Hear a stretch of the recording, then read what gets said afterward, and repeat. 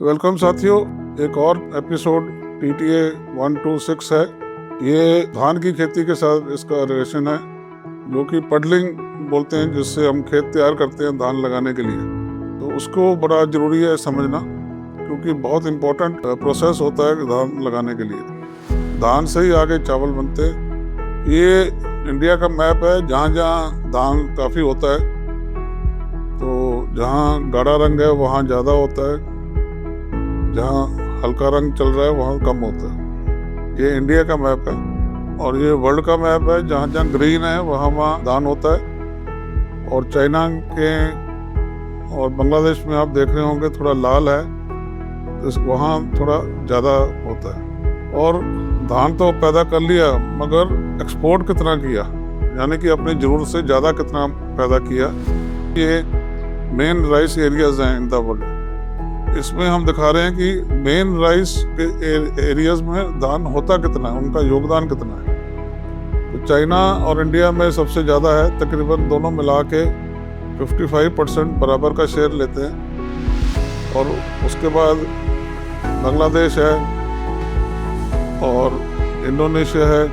ऐसे उनमें कम धान होता है, मगर काफ़ी मात्रा फिर भी वर्ल्ड के हिसाब से उनका तीसरा, चौथा, पांचवा नंबर है। अब हम देखते हैं कि आपने एक्सपोर्ट कितना किया। धान तो पैदा कर लिया, मगर एक्सपोर्ट में इंडिया सबसे आगे है, बहुत ज़्यादा। फिर सेकंड है थाईलैंड, फिर है वियतनाम। अब धान की मात्रा में तो चाइना भी बहुत इंडिया के बराबर था, मगर एक्सपोर्ट नहीं करते क्योंकि वो खुद ही खा लेते हैं, बल्कि बाहर से और एक्स्ट्रा भी मंगाते हैं। कई बार खराब हो जाए फ्लड वगैरह की वजह से। धान का जो मेन तैयारी करनी है और जो फसल पैदा होके आपको चावल देगी, उसमें पानी का रोल बहुत ज़्यादा है। जो साइंसदान बताते हैं कि 1 किलो धान के लिए 2500 लीटर पानी लगता है, चाहे वो बारिश से आए, चाहे वो कनाल से आए, चाहे ट्यूबवेल से आए। अब 2500 लीटर जो पानी है 1 किलो चावल के लिए, धान के लिए नहीं, चावल उसको छिलका उतार के, और उसमें तकरीबन आधा पानी 56% पानी, तो 1400 लीटर जो पानी है वो तो वापस हवा में उड़ जाता है। और दो तरह से उड़ता है, एक तो सीधा जिस पानी के ऊपर धूप पड़ रही तो उड़ रहा है, दूसरा जो धान का प्लांट है वो अपने में पानी खींचता है और उसके पत्तों के जरिए वो हवा में चले जाता है। तो इसको तो आप कुछ नहीं कर सकते, ये तो जाएगा ही। और दूसरा है कोई 44% पानी जो है वो जमीन के अंदर चले जाता है वापस, जिसको बोलते हैं सीपेज, लीकेज हो गई उसकी।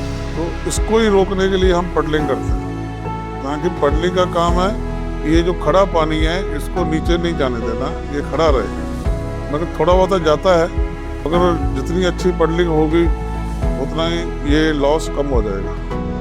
अब खेत जो है धान का, उसको हम एक बाथरूम में जो बड़ा टब होता है उसके साथ कंपेयर कर सकते हैं। चारों तरफ तो डॉल बनी हुई है और बीच में हम पानी खड़ा करते हैं। तो टब अगर लीक नहीं कर रहा तो पानी खड़ा ही रहेगा। अगर वो उसके नीचे से उसकी ड्रेनेज को थोड़ा थोड़ा खोल दे तो थोड़ा थोड़ा नीचे जाता रहेगा। इसी तरह ही धान का खेत है, अगर वो पडलिंग अच्छी हुई है तो वो पानी 4-5 दिन सूखेगा नहीं, खड़ा रहेगा। ठीक है जी। तो इसलिए पडलिंग की क्वालिटी के ऊपर ध्यान देना है हमने, और उसको अच्छी क्वालिटी कैसे करनी है उसके आगे हम बताएंगे। और ये परकोलेशन जो है उसी को हमने पडलिंग से रोकना है, जो जमीन के नीचे पानी चले जाता है। और ये पडलिंग कैसे कैसे होती रही है और अभी भी हो रही है कई जगह जानवरों से, बैल या भैंसे के साथ। पीछे हम पट्टा लगा देते हैं, उसके पहले पानी खेत में छोड़ के जोत के उसको मिट्टी को गला के उसमें, तो हमारा पडलिंग से करना क्या है कि उसको जो गारा है बहुत, उसका पेस्ट बना लेना। ये पावर टिलर के साथ भी हो जाती है और ट्रैक्टर के साथ पीछे रोटावेटर लगा के भी होती है, कल्टीवेटर लगा के भी होती है। मगर बाद में उसके पीछे हमें पट्टा लगाना पड़ता है ताकि ऊपर से खेत जो है मिट्टी बराबर साफ हो जाए। इसके कायदे से तो जो रोटावेटर है स्पेशल होता है। ये आप देखेंगे जो फोटो में, ये लेफ्ट साइड में कुबोटा का रोटावेटर है। एक प्लेट में 4 ब्लेड होते हैं, ना कि 6। इससे फ़ायदा ये होता है कि घूमता थोड़ा तेज़ है, कोई 230 चक्रों में घूमता है। इससे जो मट्टी है वो ब्लेड के अंदर फंसती नहीं है, तो ये आराम से हल्का चलता है, लोड कम लेता है। और राइट साइड में एक और डेवलपमेंट हुई है रोटावेटर के ऊपर, जो रोटा पडलर हम बोलते हैं।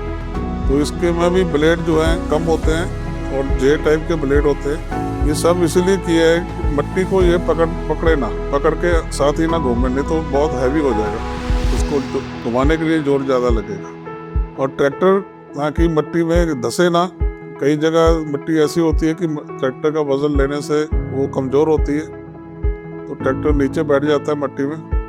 तो टायर के साथ हम लोहे के व्हील और लगाते हैं, एक हाफ केज व्हील होता है, एक फुल केज व्हील, यानी कि एक तो टायर तो लगा ही रहेगा, उसके साथ ऐड हो जाएगा व्हील, और एक में 100% लोहे का व्हील होता है, वो चौड़ा ज़्यादा होता है। और एक केज व्हील नए निकले हैं जो साइड में, केज व्हील में क्या होता है, कई बार ट्रैक्टर थोड़ा नीचे दबने की कोशिश करे तो काफ़ी मट्टी अपने अंदर वो पकड़ लेता है, उससे ट्रैक्टर का वजन और ज़्यादा हो जाता है।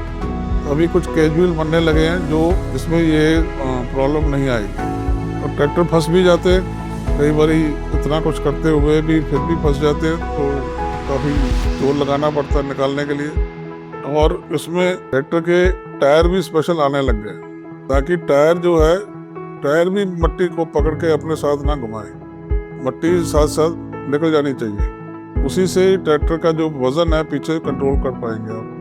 कई बार फंस भी जाए तो उसके कई तरीक़ों से लगा के, लकड़ी का बड़ा गुल्ला लगा के उसको कई तरीक़ों से निकालने की कोशिश करते हैं और निकल जाता है। Thank you.